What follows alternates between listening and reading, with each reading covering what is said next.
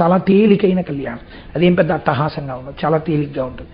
కాబట్టి యథాసమయానికి మిమ్మల్ని నేను విడిచిపెట్టేసే ప్రయత్నమే చేస్తాను.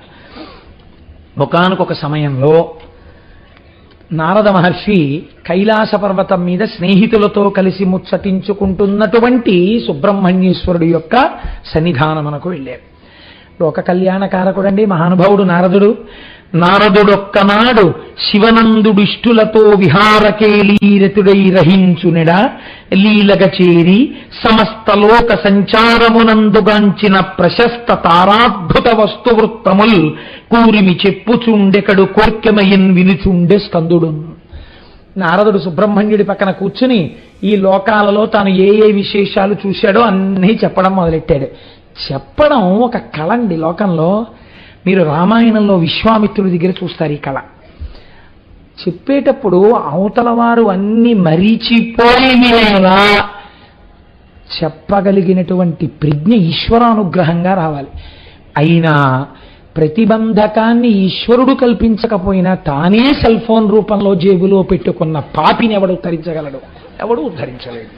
కనుక చాలాసేపు చెప్పి జటునుడు అంతట చెప్పి వినుము శంభుతనయ విన్నవింతు గంటినొక్క చోట కన్నుల పండువై మనము నలర చేయు మంచి తొడవు. నేను ఈ లోకంలో ఎన్నో క్షేత్రాలు చూశాను, ఎన్నో పుణ్యస్థలాలు చూశాను, ఎన్నింటినో చూసొచ్చాను. కానీ ఏం చెప్పమంటావు సుబ్రహ్మణ్యుడా? నీకు చెప్పవలసిన విషయం ఒకటి ఉందయ్యా అన్నారు. దేనికి వచ్చారు నారదుడు? వల్లీ కళ్యాణం చేయించడానికి వచ్చారు ఆయన. కాబట్టి ఇప్పుడు ఇవన్నీ చెప్పి ఇవన్నీ కాదు, కానీ అసలు నీతో చెప్పవలసిన విషయం ఒకటి ఉందయ్యా అనేటప్పటికీ ఆయన అలర్ట్ అయి వింటారు కదండి.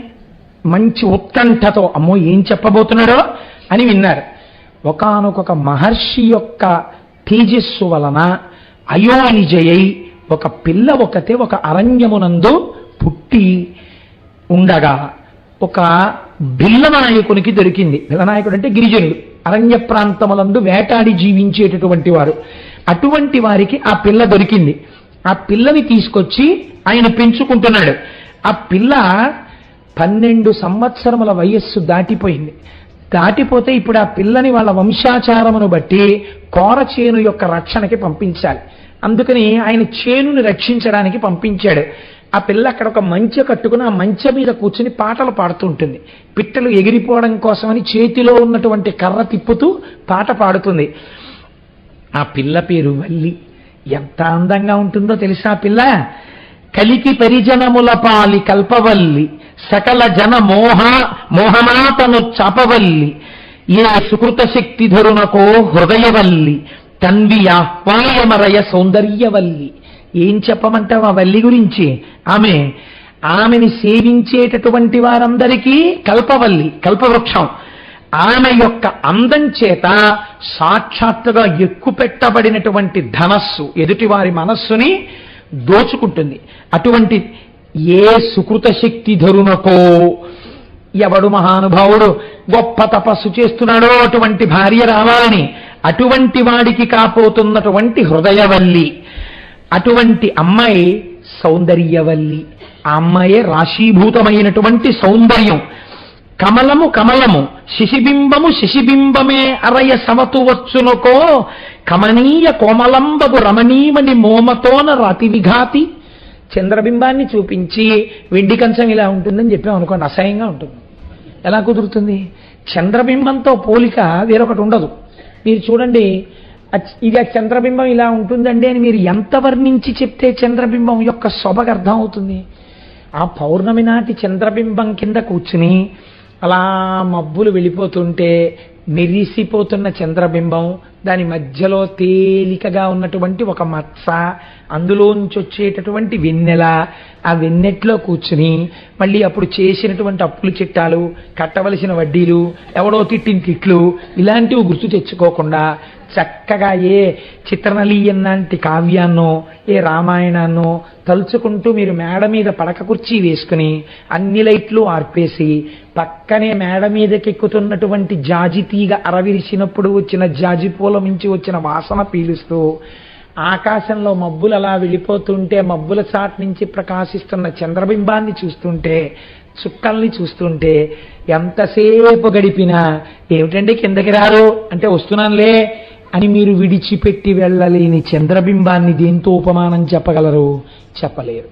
కనుక అంటున్నారు కమలము కమలము శిశిబింబము శిశిబింబము. తామర పువ్వుకి అందం ఎవరు చెప్పగలరు? అసలు ఆ తామర విచ్చుకోవడంలో ఉందండి అందం. బంతి పువ్వుకి తామర పువ్వుకి చాలా తేడా ఉంటుంది విచ్చుకోవడంలో. ముందు ఉన్న రేకులు ఏవున్నాయో అవి బాగా విచ్చుకుని ఇలా కిందకి వంగిపోతాయి. తర్వాత విచ్చుకున్నవి ఏవున్నాయో అవి కొద్దిగా అలా వాళ్తాయి. ఆ తర్వాత ఉన్నవి ఏవున్నాయో అవి కొంచెం వంగుతాయి. ఆ తర్వాత ఏవున్నాయో గుండ్రంగా సైనికుల్లో నించుంటాయి. ఈ మధ్యలో దుద్దు ఉంటుంది పచ్చగా, దాని మీద చిన్ని చిన్ని చిన్ని చిన్ని కేసరములు ఉంటాయి. లోపల నీటి బిందువులు ఆ రేకుల మీద నిలబడి ఉంటాయి, చిన్న బిందువులు మంచులో తడిసి. మీరు ఆ తామర తూడు కొయ్యగానే కింద నుంచి నీటి చుక్కలు పడుతుంటాయి. రెండు చేతుల్లోకి అరవిరిసిన తామర పువ్వుని ఇలా పట్టుకుంటే అందులోంచి పద్మ సుగంధ మారుతి అన్నట్టుగా ఆ చల్లటి వాయువు మీకు తగులుతుంటుంది. ఏ పువ్వుకి ఉండని విధంగా మీరు ఇలా ముఖం దగ్గరకు పెడితే చల్లగా ఉంటుంది తామర పువ్వులోంచి వచ్చేటటువంటి గాలి. ఆ దుద్దు, ఆ అందం, ఆ చుట్టూ ఉన్నటువంటి ఆ రేకులు, వాటిని చూస్తుంటే పద్మమో పద్మమే, దీని అందం దేనికి వస్తుంది అనిపిస్తుంది. అందుకే కదా ఎక్కడ పోల్చినా అమ్మవారిని ఈ పద్మంతో పోలుస్తారు అనిపిస్తుంది. నారదుడు అన్నాడు, ఏమయ్యా ఆ అమ్మాయి ఎలా ఉంటుందంటే నేనేం చెప్పను. చంద్రుడి గురించి చెప్పాలంటే చంద్రుణ్ణి చూడాలి, పద్మం గురించి తెలుసుకోవాలంటే పద్మాన్ని అలా పద్మ సౌందర్యాన్ని అనుభవించిన వాడై ఉండాలి. అంతేకాని తామర పువ్వుని ముట్టుకోవడంలో మనిషి యొక్క సంస్కారం తెలిసిపోతుందండి.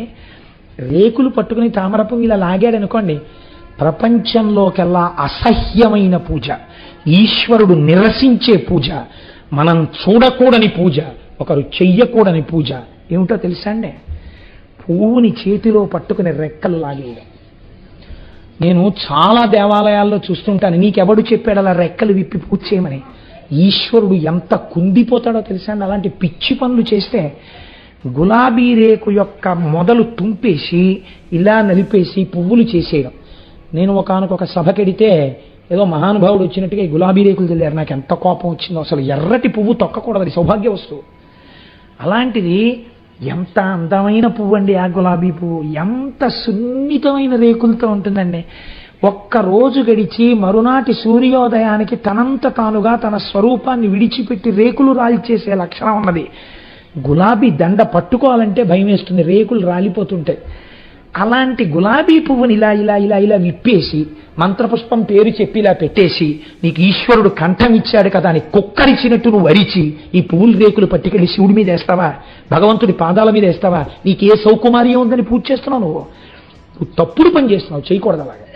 పూజ యందు పువ్వుల యొక్క రేకులు విప్పి తుంపరాదు, మహాదోషం. మీరు చూడండి, మీరు పద్యం చదువుకుంటే మీకు అర్థం అవ్వాలి.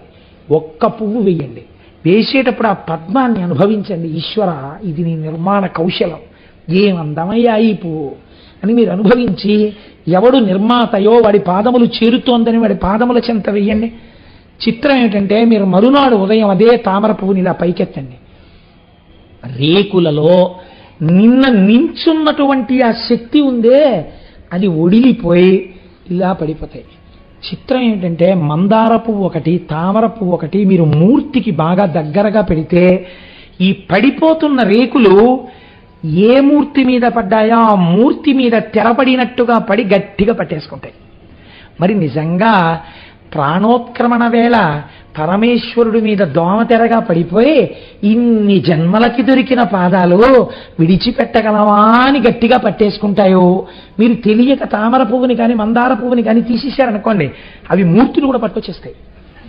నాకనిపిస్తుంది, ఇంత కోమలమైన హృదయమున్న పువ్వుతో పాటు ఈశ్వరుడే కదిలిపోతున్నాడేమో అనిపిస్తుంది. ఎవరికి కావాలరా నీ దిక్కుమాలిన పూజ? ఇలా నువ్వు కోమల హృదయంతో ఎప్పుడైనా ఒక్క నిమిషం చేసావా? ఆ పువ్వు చూడు, ఇందుకురా నీ ఇంట్లో దాంతో వెళ్ళిపోతున్నాడేమో భగవంతుడని తల ఉంచి వెంటనే క్షమార్పణ. నాకు అందుకే మందార పువ్వు కానీ తామర పువ్వు కానీ భగవన్మూర్తికి దగ్గరగా పూజ చేయాలంటే చాలా భయం. అవి ఈశ్వరుణ్ణి హత్యేసుకుంటాయండి, కౌగిలించేసుకుంటాయి. కాబట్టి ఎంత గొప్ప మాట చెప్తున్నాడు. చంద్రుడు చంద్రుడే, పద్మము పద్మమే, వల్లి వల్లే, అంత అందగత్తి. కాబట్టి అటువంటి వల్లి నీ భార్య కావాలి, ఇది నా కోరిక. కాబట్టి నీ భార్య కావాలని ఎందుకంటున్నానో తెలుసా? ఎంత చిత్రమైన మాట చెప్పాడో తెలుసా అండి నారదుడు. నిజంగా వల్లీ కళ్యాణం పద్యాలన్నీ నేను చెప్పేద్దామని ఓ హొట్టికలు పెట్టేస్తాను, కానీ తీరా వచ్చేటప్పటికి గడియారం అనేటటువంటి ఒక వస్తువు ఒకటి ఉంటుంది, అందుకని భయం. సరే, అధిపా చందనగంధి దేహంబు సౌరభమును కలరి ప్రచండ సర్పములు చేరి పాయకున్నవి ఏవేళ పనతి ఆరువేణి అను దంభములు గొరవెక్క మీరా. ఏమయ్యో నీకు తెలుసా, ఆ పిల్ల చుట్టూ పావులుంటాయి ఎప్పుడు. ఆ పావులు విడిచిపెట్టవు. ఎందుకు విడిచిపెట్టవో తెలుసా? సాధారణంగా పాములు మొగలి చెట్టును ఆశ్రయించి ఉంటాయి ఆ సువాసనకి. అలాగే బాగా పెద్దదైన చందన వృక్షపు యొక్క తొర్రలో పాములు పడుకుంటాయి. వల్లి ఎక్కడుంటే అక్కడ పాములు ఆమె ఒంటిని పట్టుకుని వేలాడుతుంటాయి. ఆ పాములు వదలవు. నువ్వు చూసి భయపడకూడదు సుమా. ఆ పాములున్నాయే వాటికి ఒక చిత్రమైన లక్షణం ఉంది. ఎవరు ఆ పిల్ల ఒంటిని పట్టిన పాముల్ని చూస్తారో వాళ్ళు ఆ పిల్ల సౌందర్యాన్ని విడిచి ఉండలేక పొంగిపోతారు అన్నాడు. ఏమిటిది పావులు పట్టుకోవడం ఏమిటి, సౌందర్యం ఏమిటి అనుకున్నాడు సుబ్రహ్మణ్యుడు. ఏమిటో తెలుసా, పావులు అందరూ ఒంటికి అంగరాగములు రాసుకుంటే సువాసనలు వస్తాయి, వల్లి ఒంటి నుంచి సహజంగా సువాసనలు వస్తాయి. ఈ సహజ సువాసనలు పీల్చడానికి పెద్ద పెద్ద పావులు వేలాడుతున్నాయా అన్నట్టుగా, నల్లత్రాచులా అన్నట్టుగా ఆమె యొక్క కేశపాశం వేలాడుతుంటుంది. అంత అందమైన కేశపాశం. పిల్లాడివయ్యో యవ్వనంలో ఉన్నావు, వెళ్ళి వల్లి కేశపాశాన్ని కానీ చూశావా? నేను నిజం చెప్తున్నాను, ఆ అమ్మాయి చిటికిన వేలు పుచ్చుకుంటే తప్ప కైలాసానికి రావు. ఇప్పుడు సుబ్రహ్మణ్యుడి మనస్సు ఏమైపోతుందండి? ఆ పిల్లని చూడవలసిందే. ఏదో అంత అందంగా ఉంటుందా అనుకున్నాడు ఆయన. ఎంత అది నిజంగా ఆ మనస్సు రంజిల్లేటట్టుగా అలా చెప్పడం, కళ్యాణకారకం కావడం యోగ్యులైన వారి మధ్య, అది కూడా చాలా గొప్ప విషయం అండి. చిత్రనలీయం చదువుతుంటే మీకు హంసరాయబారంలో ఇలాంటివి ఎన్ని పద్యాలు వస్తాయో నిజంగా.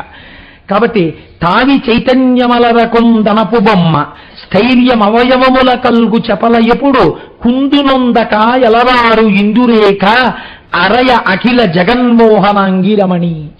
ఒక బంగారంతో బొమ్మ చేసి అక్కడ పెట్టారనుకోవా, చాలా గొప్ప అందగత్తెని చూసిన వాడు ఏమంటాడు? అపరంజి బొమ్మ అంటాడు.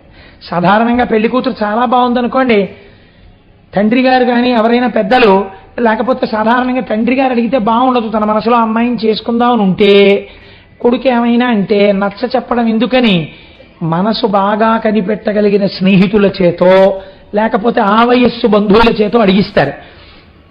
వాడు సాధారణంగా మాట చెప్తారు, ఏమి మొహం వంక పెట్టడానికి ఏముందా, పిల్ల బాగుందా అని నిన్ను అడగడానికి మాకే నోరు రావట్లేదు, బంగారం బొమ్మ కదురా అంటారు కదండి. అపరంజి బొమ్మ, బంగారం బొమ్మ అందంగా ఉండొచ్చు, సొబగేది ముట్టుకుంటే. అందుకని నారదుడు అంటున్నాడు, చైతన్యవంతమగు అపరంజి బొమ్మ, ఈ బొమ్మ చైతన్యంతో కూడిన బంగారు బొమ్మ, మా వల్లంటే ఏమనుకుంటున్నావయ్యా అని నారదుడు పొంగిపోతున్నాడు ఆ వల్లి గురించి. అటువంటి వల్లి ఆ వల్లి. కాబట్టి ఒక్కసారి వెళ్ళి చూడు, ఆ వల్లి అంటే ఏమిటో నీకు తెలుస్తుంది. కేవలము బాహ్య సౌందర్యం అనుకుంటున్నావా? అంతః సౌందర్యం అటువంటిది.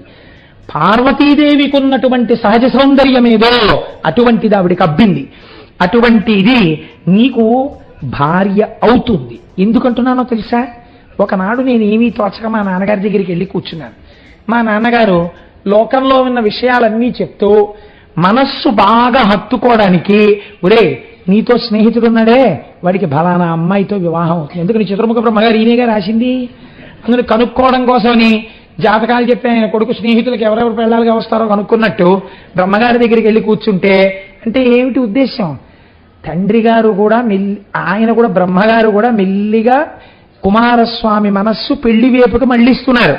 ఒరే బాబు నీ స్నేహితుల్లో ఫలానా వాడికి ఫలానా వారి అమ్మాయి పెళ్లి అవుతుంది, ఫలానా వారి అబ్బాయికి ఫలానా అమ్మాయి పెళ్లి అవుతుంది అని అన్నీ చెప్పారు. చెప్పినప్పుడు నాతో ఏం చెప్పాడో తెలుసా కుమారా? నారదుడు చెప్తున్నాడు, నారదుడికి చెప్పారు అనమాట అండి. అందుకని నారదుడు ఇప్పుడు అది వచ్చి సుబ్రహ్మణ్యుడికి చెప్తున్నాడు. మహానుభావుడు అందానికి మారుపేరైన వాడు ఉన్నాడే, జగదంబ అందాలు తన అందాలుగా పుట్టినవాడు. శంకరాచార్యుల వారు అయితే అన్నారు, చంద్రుడికైతే మచ్చ ఉంది, మచ్చలేని చందమామలు 1,000,000 వస్తే సుబ్రహ్మణ్యుడు అన్నారు. అంత అందగాడే, అందగాడైనటువంటి ఆ సుబ్రహ్మణ్యుడికి భార్యగా ఎవరవుతారో తెలుసా? వల్లి భార్య అవుతుంది. దాని చేత కొన్ని విషయాలు లోకానికి తెలుస్తాయిరా అని చెప్పారు.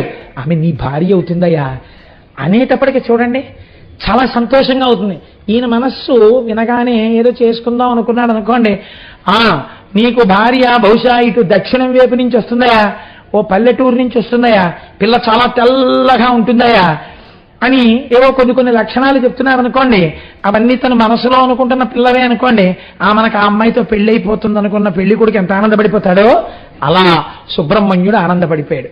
చిత్రం ఏమిటో తెలుసా అండి, ఆయన్ని ఆ భిల్లపురానికి వెళ్ళిపోయి ఆ వల్లీదేవి యొక్క సౌందర్యాన్ని చూడడం కోసమని ఆవిడ ఎలాగో మంచి దగ్గరికి పొలం కాపాడడానికి వస్తుంది కదా అని అక్కడ నించున్నాడు. ఆయన వెళ్ళి నించునే సమయానికి ముందే నారదుడు వల్లీదేవి ఉన్నటువంటి ప్రాంతానికి వెళ్ళాడు.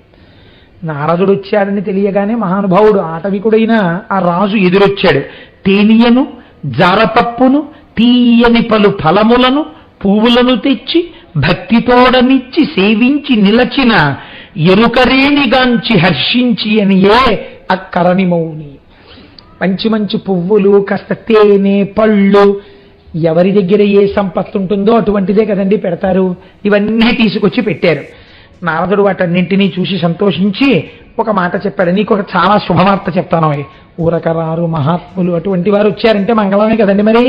అందుకని శమమె నీకు నీ సతికి చల్వగు నీ సుతయైన వల్లికా తామరసోద్భవుండు విను ధన్యుని చేయుతలంపుతోడ ఈ శ్రీమతి నీకు పుత్రికను చేసే ప్రియంబుగ వ్యధనాథ మిమ్మీని భవాంబురాసి ధరింపగ చేయును నమ్మునానుడి. నీకు నీ భార్యకి గొప్ప సత్కారం జరగబోతోంది. మిమ్మల్ని ఇద్దరినీ ఈ జన్మతో ఇంకా ఉద్ధరించాలనే పరమేశ్వరుడు ఈ పిల్లని నీకు కూతురుగా పంపాడయ్యా. ఈ వల్లి ఎవరనుకుంటున్నావు? ఈ వల్లీదేవిని పెళ్లి చేసుకోబోయేటటువంటి వాడు లోకంలో యవ్వనంలో ఉన్న ప్రతి స్త్రీ ఎవరిని భర్తగా పొందాలని ఇవాళ కోరుకుంటోందో, ఎవడు జగదంబ యొక్క అందాలు పోసుకున్నవాడో, ఎవడు పరమ సౌందర్య రాశి అయిన శంకరుడి యొక్క తేజమును పొందినవాడో, ఎవడు గొప్ప వీరుడో, ఎవడు మహాజ్ఞానియో, ఎవడు దేవసేనాధిపతియో అటువంటి వాడు నీకు అల్లుడు కాబోతున్నాడు. నీ అదృష్టమే అదృష్టం అంటే ఆయన అన్నాడు. ఎవరికి తోచిన సంస్కారంతో వాళ్ళు మాట్లాడతారు కదండి. ఈ మంచి మాట విని, దేవరా నా సుతకు మగండేడిట్టిండగునకో ఇరిగింపుము పిండేళయగునో మీ నుడి ఆ వేదము పగిది సత్యమందరు గరువల్. అయ్యా మీరు చెప్పిన మాట నాకు చాలా సంతోషంగా ఉంది. ఈ పిల్లకి ఎప్పుడు పెళ్ళవుతుందో, ఈ పెళ్లి వారందరూ ఎప్పుడు మా ఇంటికి వస్తారో ఏమిటో ఒక్కసారి నాకు చెప్దురు అన్నారు. అంటే నారదుడు పరమ సంతోషంగా అన్నాడు. శివునకు కట్టురాసుతకు చెల్వకు నందనుడాదితేయ సైన్య విభుండు తారకాసురుని హంత ప్రలంబ విఘాతి బాణ దైత్య వధకరుండు క్రౌంచగిరి దారుణడాఢ్యుడు కార్తికేయుడి అవలిని రాణిగా నొనగలండు ధ్రువంబు వనేచరగ్రణి. ఓరి వెర్రివాడా, నువ్వే ప్రయత్నాలు చెయ్యక్కర్లేదురా, వచ్చేస్తున్నాడు. క్రౌంచ పర్వతాన్ని భేదించినవాడు, తారకాసుర సంహారం చేసినవాడు, శూరపద్ముణ్ణి సంహరించినవాడు, శక్తి ఆయుధాన్ని పట్టుకున్నవాడు, కార్తికేయుడిని పేరున్నవాడు, పార్వతీ పరమేశ్వరుల యొక్క పుత్రుడైన వాడు తనంత తానుగా వచ్చి వలచి తీసుకెళ్తాడు నీకన్నేని. నువ్వేం బెంగ పెట్టుకోగల కూర్చో చాలు. చాలా పొంగిపోయాడు.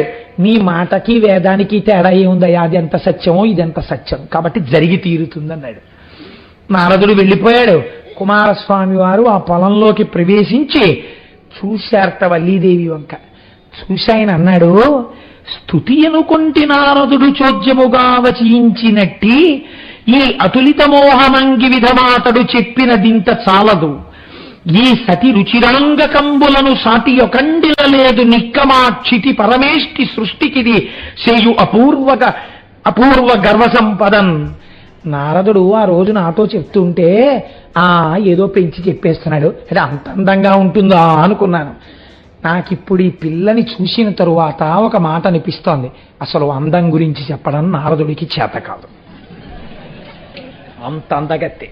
కనుక బహుశా చతుర్ముఖ బ్రహ్మగారు తన యొక్క సృష్టి శక్తిలో సౌందర్యాన్నంతటినీ ఒక చోట రాశీభూతం చేసి ప్రాణప్రతిష్ఠ చేస్తే ఈ వల్లి అయి ఉంటుంది.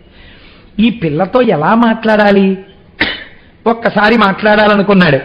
ఇంచుకదవ్వులను నిలిచి ఇట్లు మదింతలబోసి అంతనేమించు పసిండి బొమ్మయగు మీన విలోచన చెంతకేగి మోహించి ఇటుల్వచించే రమణీ నిన్ను కోరి భవత్సురంబిటుల కొంచక ఎగుదించితిని కోమలి ప్రేముడి చూపు నాపై. కొంచెం సేపు అక్కడి నిలిచి ఆవిడ అందం చూసి భయపడుతూ దగ్గరికి వెళ్ళి గబుక్కుని పలకరించడానికి ఇంకా భయపడుతున్నవాడిలా దగ్గరకి వెళ్ళి మొత్తానికి పలకరించి, నీకోసమే అందరినీ విడిచిపెట్టడం ఎంత కష్టమో, ఏది నాకు ఆలవాలమో అటువంటి ప్రాంతాన్ని విడిచిపెట్టి నీకోసమని ఇంత దూరం వచ్చాను లతాంగి, నన్ను చేపట్టవా అని అడిగాడు. అడిగితే ఆవిడ ఈయన వంక చూసి, అబ్బో ఎంత అందగాడిగా ఉన్నాడో ఈ పిల్లవాడు అని మనస్సులో అనుకుని, ఇది పెళ్లి కాని ఆడపిల్ల మనస్సులో ఉండవలసిన లక్షణం. ఆమె ఎంత గొప్ప భావన చేసిందోట చూడండి. నారదుడు మా ఇంటికి వచ్చి చెప్పినప్పుడు నాకు సుబ్రహ్మణ్యుడితో వివాహం అవుతుందని చెప్పాడు. ఈ పిల్లవాడు చాలా అందగాడు కావచ్చు, నా మనసు దోచుకుంటున్నవాడు కావచ్చు, కానీ నా మనస్సు యందు అటువంటి పాపపంకిలమైన భావన కలుగరాదు. ఎందుచేత ఆయనకి నేను చెందిన దానను బ్రహ్మగారు రాశారని చెప్పాడు. కాబట్టి నేను అన్య పురుషుని యందు ఈ భావన పెంచుకోరాదని నారదముని చెప్పిన సొంపారయని తరుణ పురుషుడనందొప్పెడు మే కూరిమినా మదికీతనిపై రల్జిల్లెడు ఇతండె భర్గుసుతుడకో.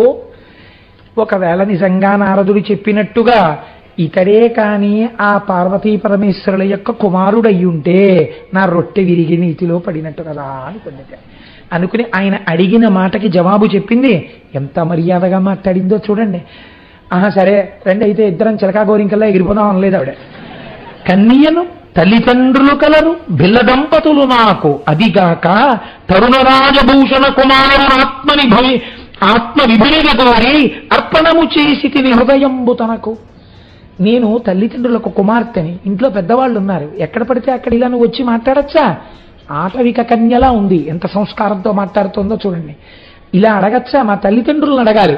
అయినా నీకు ఒక మాట చెప్పనా?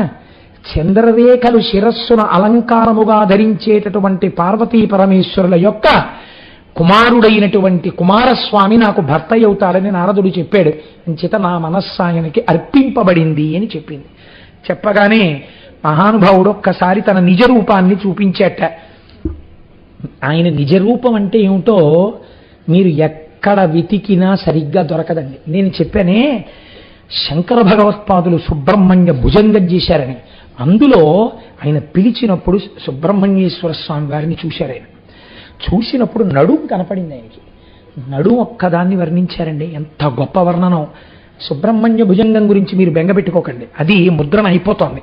మీ అందరికీ తొందరలో తప్పులు లేకుండా సుబ్రహ్మణ్య భుజంగ స్తోత్రాన్ని ఇచ్చి ఒకనాడు మీ అందరితోని నా సుబ్రహ్మణ్య భుజంగ చదివిస్తాను. ఈ ఉపన్యాసాలు అయిపోయే లోపల మీరు రోజు చదువుకోవచ్చు. అందులో శంకరులు అంటారు, లసత్సర్ణ గేహే నృణాంకామ దోహే సుమస్తోమ సంచన్న మాణిక్య మంచే సముద్యత్ సహస్రార్క తుల్య ప్రకాశం సదా భావయే కార్తికేయం సురేశం సువర్ణాంబ దివ్యాంబరైర్భాసమానాం కొనత్కింకిణీమే కళాశోభమానాం లసద్దేవ పట్టేన విద్యోతమానాం కటిం భావయే స్కందతే దీప్యమానాం. ఆయనకి కనపడినప్పుడు పట్టుపుట్టం కట్టుకుని దాని మీద మళ్ళీ ఒక వస్త్రం కట్టుకుని ఆ వస్త్రం మీద బంగారు వడ్డాణం పెట్టుకుని బాలసుబ్రహ్మణ్యుడు కనపడ్డాడు. ఆయన పట్టుబట్టలోంచి ఆ పెట్టుకున్న వడ్డాణంలోంచి వస్తున్నటువంటి కాంతులు శంకరాచార్యుల వారు అనుభవించి మూర్తి దర్శనం కాదండి, ఆ బట్టల యొక్క కాంతిని అనుభవించారు. ఆయన ఒక గదిలో కూర్చునుంటే మణిపర్యంకం మీద చుట్టూ పెట్టిన పువ్వులలోంచి వస్తున్నటువంటి వాసన శంకరాచార్యుల వారు ఆఘ్రానించారు. అది శంకరుల యొక్క భావన బలిని అనుభవించి స్తోత్రం చేశారు ఆయన. అటువంటి సుబ్రహ్మణ్యుడు కట్టెదుట ఆ పిల్ల ముందు సాక్షాత్కరించాడు. నువ్వు మనస్సులో ఎవరిని కోరుకున్నావో ఆ సుబ్రహ్మణ్యుడను నేనే అని ఎదురుగుండా నిలబడేసరికి ఆ తల్లి పొంగిపోయింది. ఒక్క మాట ఇలా మాట్లాడబోయిందిట. ఆశ్చర్యం ఏమిటంటే తండ్రి గారు వచ్చారు. రా పిల్ల, నిన్ను ఇంటికి తీసుకెళ్ళాలి, చాలాసేపు ఉండిపోయావు, అన్నం తిందువు కానీ ఇంటికి తీసుకెళ్ళిపోయారు. ఇంటికి తీసుకెళ్ళిపోయారు, భోజనం చేసి చీకటి పడిపోయింది.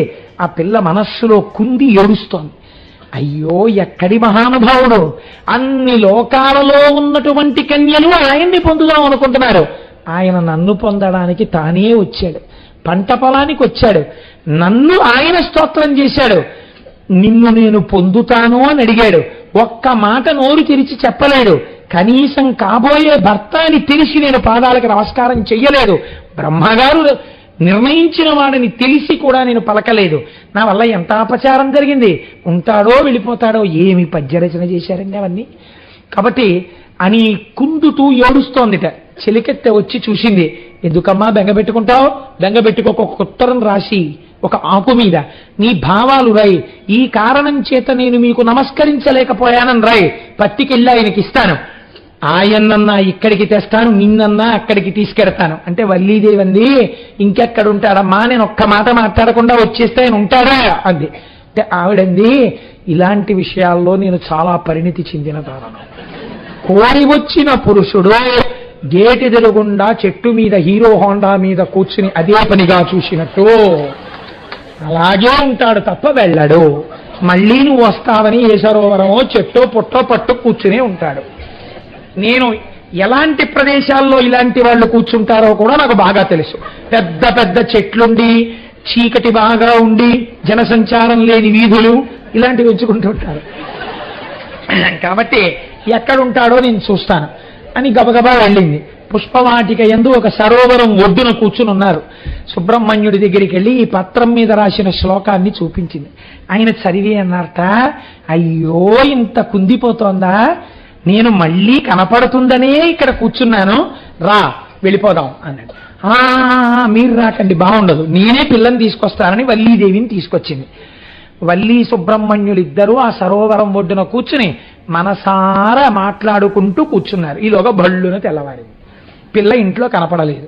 భర్తకి చెప్పింది ఆవిడ. అందరూ కలిసి పిల్ల ఎక్కడుందని వెతుకుతూ వచ్చారు.